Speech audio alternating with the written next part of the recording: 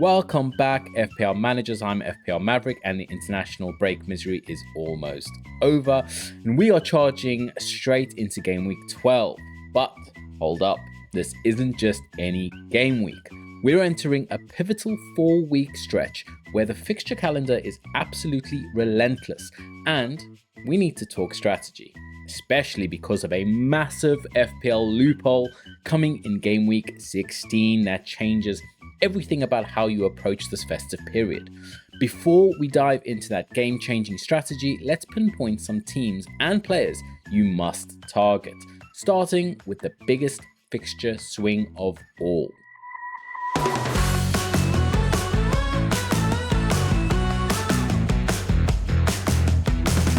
So the primary source we're frisking today is the fixture ticker, and right at the top, following their daunting trip to Manchester City, sit Liverpool. The Reds have an attractive schedule slope ahead.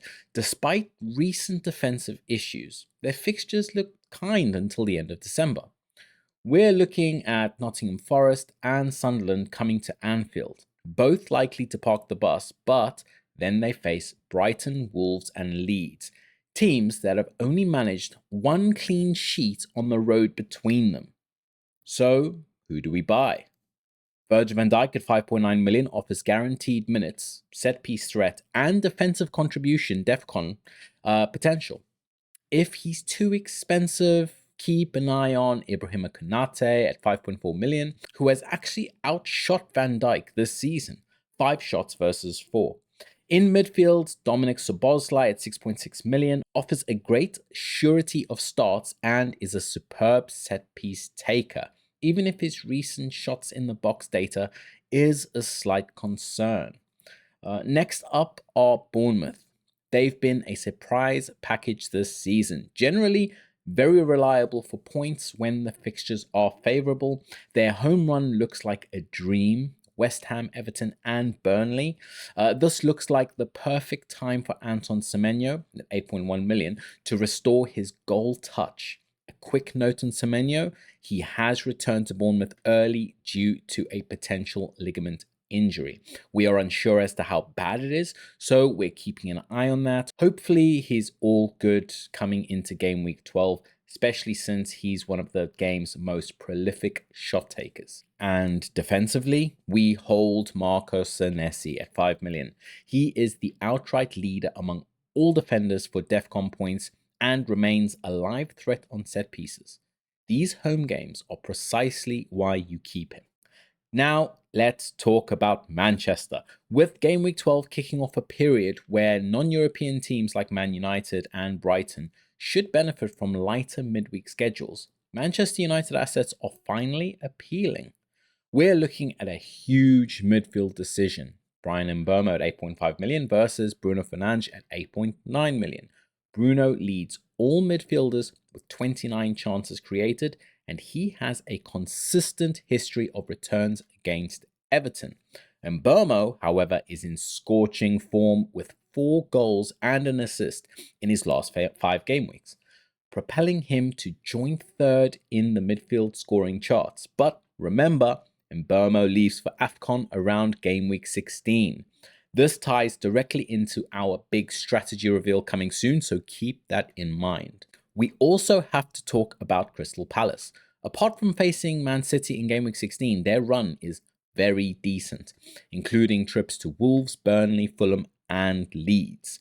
Forward Jean-Philippe Mateta at 8 million is the second best forward in FPL right now. In defense, Chris Richards at 4.5 million is a budget pick and the Palace defender with the most defensive contribution points. But what if I told you that because of one simple strategy, you can completely ignore player departure for AFCON and instead target high-risk, high-reward players for the next 3 game weeks without penalty?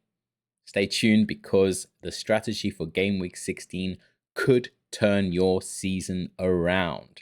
Now, FPL managers are getting a transfer top-up in game week 16 to cope with the African Cup of Nations. This is unprecedented. You will receive an additional 4 free transfers on top of your normal weekly one in Game Week 16. That means up to 5 free transfers to navigate the festive period and AFCON. Here is the crucial tactical point. You must use all your existing free transfers before the Game Week 15 deadline. If you roll 2 transfers into Game Week 16, you only get your normal transfer plus 2 additional ones, not the full 5. This completely changes the way we play FPL for the next 4 game weeks. With this safety net, you can afford to be highly aggressive. Instead of prioritizing players with long-term security, you can attack the best short-term fixtures until the Game Week 16 deadline. This is why players like Mbeumo, who leave for AFCON around Game Week 16, become ultra-attractive short-term punts.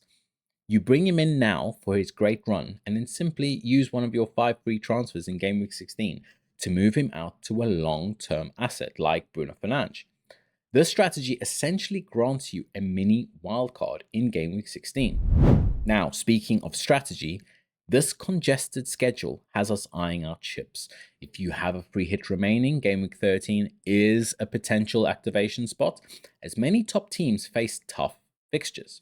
Arsenal face Chelsea, United, Palace, and Bournemouth away at Sunderland. Alternatively, the 5 free transfers in Game Week 16 might make a free hit feel redundant, leading some to save it for a later period. For bench boost enthusiasts, Game Week 18 carries a particular appeal, as it's one of the only rounds where Burnley, Leeds, and Sunderland all have favourable fixtures. Just beware of the rotation risk around Boxing Day fixtures. Now, let's recap the must-have FPL assets for Game Week 12 and short-term. First up, Erling Haaland. He plays Newcastle away, which looks tricky, but he's FPL's first Centurion this season and consistently gets big chances. You start him. Liverpool defenders, Van Dijk or Konate look strong for this phenomenal fixture swing.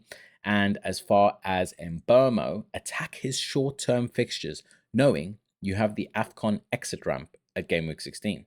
And Marcus Senesi, hold him for those juicy clean sheets at home. And that's your comprehensive guide to navigating Game Week 12 and exploiting the unique transfer situation ahead. Now, tell me in the comments below, are you going aggressive and targeting short-term players like Mbeumo for the next 4 weeks? Or are you rolling transfers in preparation for the 5 free transfers in Game Week 16? Let me know.